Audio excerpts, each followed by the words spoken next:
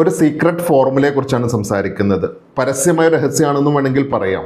ലോകത്തിലെ ഏറ്റവും പവർഫുൾ ആയിട്ടുള്ള ഏറ്റവും സക്സസ്ഫുൾ ആയിട്ടുള്ള ഇന്നോവേഷൻ ഹബ്ബുകൾക്കൊക്കെ പിറകിലുള്ള ഒരു സീക്രട്ട് ഫോർമുല എന്താണെന്നുള്ളതാണ് ഞാനിന്ന് പറയുന്നത്. ട്രിപ്പിൾ ഹെലിക്സ് മോഡൽ എന്ന് പറയുന്ന ഒരു മോഡലാണ് ആക്ച്വലി ഇതിൻ്റെയൊക്കെ പിറകിലുള്ള ഒരു ഫോർമുല. എന്താണ് ട്രിപ്പിൾ ഹെലിക്സ് മോഡൽ? ഹെലിക്സ് എന്നുള്ളൊരു വാക്കിനർത്ഥം വരുന്നത് സ്പൈറലായിട്ട് ചുരുണ്ട് കൂടി കിടക്കുന്ന സാധനങ്ങളൊക്കെയാണ് ഹെലിക്സ് എന്ന് പറയുന്നത്. സോ ട്രിപ്പിൾ ഹെലിക്സ് എന്ന് പറഞ്ഞാൽ 3 സംഭവങ്ങൾ അല്ലെങ്കിൽ 3 കീ പില്ലേഴ്സ് ആണ് ആക്ച്വലി ഇത്തരത്തിലുള്ള പവർഫുൾ എക്കോസിസ്റ്റത്തിൻ്റെ ഒക്കെ പിറകിൽ, ഇന്നോവേഷൻ എക്കോസിസ്റ്റത്തിൻ്റെ ഒക്കെ പിറകിലുള്ളത്. എന്താണ് ഈ 3 pillars? Number 1 is university. University എന്ന് പറയുന്നത് അല്ലെങ്കിൽ റിസോഴ്സുകളെയും ടാലൻറ്റുകളെയൊക്കെ വാർത്തെടുക്കുന്ന, നോളേജുകളിലെയും റിസർച്ചുകളൊക്കെ നടക്കുന്ന യൂണിവേഴ്സിറ്റികളാണ് number 1 pillar. Second one is industry. ഇത്തരത്തിലുണ്ടാകുന്ന നോളജുകളെയും ഇത്തരത്തിലുണ്ടാകുന്ന ഐഡിയാസിനെയൊക്കെ പല രീതിയിലെ പ്രൊഡക്റ്റുകളും പല രീതിയിലെ സൊല്യൂഷൻസ് ഒക്കെ ആക്കി മാറ്റുന്ന ഇൻഡസ്ട്രികളാണ് സെക്കൻഡ് പില്ലർ എന്ന് പറയുന്നത്. തേർഡ് പില്ലർ എന്ന് പറയുന്നത് ഗവൺമെന്റിനെയാണ്. സോ ഇതിലേക്കുള്ള പോളിസി മേക്കിങ്ങും ഇതിലേക്കുള്ള ഇൻഫ്രയും ഇതിലേക്കുള്ള ഫണ്ടിങ് ഒക്കെ കൊടുക്കുന്ന ഗവൺമെന്റുകൾ.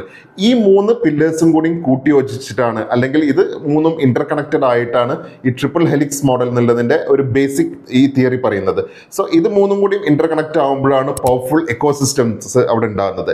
ഫോർ എക്സാമ്പിൾ സിലിക്കൺ വാലി പോലുള്ള എക്കോസിസ്റ്റംസ് ഒക്കെ ഇവോൾവ് ചെയ്ത് നിന്നിട്ടുള്ള ഇതിന്റെ അടിസ്ഥാനത്തിലാണ്. അല്ലെങ്കിൽ ബാംഗ്ലൂർ ഒരു ടെക് കോറിഡോറായി മാറിക്കൊണ്ടിരിക്കുന്നതൊക്കെ ഈ ഒരു ട്രിപ്പിൾ ഹെലിക്സ് മോഡലിനെ സംബന്ധിച്ചിട്ടാണ്.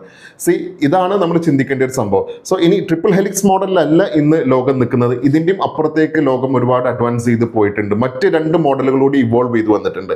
മറ്റൊരു മോഡൽ എന്ന് പറയുന്നത് ക്വാഡ്രപ്പിൾ ഹെലിക്സ് എന്ന് പറയുന്ന ഒരു സംഭവമാണ്. അല്ലെങ്കിൽ മറ്റൊരു ഫാക്ടർ, ഒരു 4ാമത്തെ ഒരു ഫാക്ടറും കൂടി ഇതിലേക്ക് ആഡ് ചെയ്യാണ്. ദ സിവിൽ സൊസൈറ്റി അല്ലെങ്കിൽ ദ സിവിൽ ഫാക്ടർ, പബ്ലിക് എന്ന് പറയുന്ന ആളുകളെയും കൂടിയും ഇതിലേക്ക് കൂട്ടിയിട്ട് 4ാമത്തെ ഒരു ഫാക്ടറും കൂടി.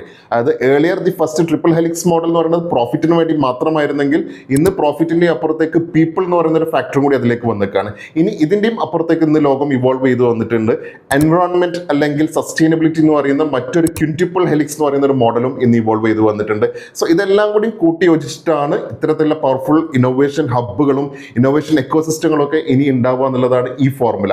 സോ 5ാമത്തെ ഫാക്ടർ വന്നതോട് കൂടിയിട്ട് പ്രോഫിറ്റിന്റെ അപ്പുറത്തേക്ക് പീപ്പിളിന്റെ അപ്പുറത്തേക്ക് പ്ലാനറ്റ് എന്നുള്ളൊരു ഫാക്ടറും കൂടിയാണ് അതിലേക്ക് വന്നത്. സോ ഈ എക്കോസിസ്റ്റംസ് ഒക്കെ ഇന്ന് ഇവോൾവ് ചെയ്ത് വന്നിട്ടുള്ളത് പീപ്പിൾ, പ്രോഫിറ്റ്, പ്ലാനറ്റ്, ഈ 3 ഫാക്ടേഴ്സും കൂടിയാണ്. സോ ഇവിടെ നമ്മൾ ചിന്തിക്കേണ്ടത് ഇത്തരത്തിലാണ് നമ്മൾ കരിയറുകളും ഫ്യൂച്ചറിസ്റ്റിക് കരിയറുകളൊക്കെ പ്ലാൻ ചെയ്യേണ്ടത് എന്നുള്ളതാണ് എൻ്റെ ഒരു ചോദ്യം. അല്ലെങ്കിൽ ഈ ഫാക്ടേഴ്സിനെയൊക്കെ കൺസിഡർ ചെയ്തിട്ടല്ലേ നമ്മുടെ കരിയർ എക്കോസിസ്റ്റം ഇവോൾവ് ചെയ്തിട്ടുണ്ട്, അല്ലെങ്കിൽ അതിലേക്കുള്ള ഒരു തയ്യാറെടുപ്പുകളല്ലേ നമ്മൾ നടത്തേണ്ടത്?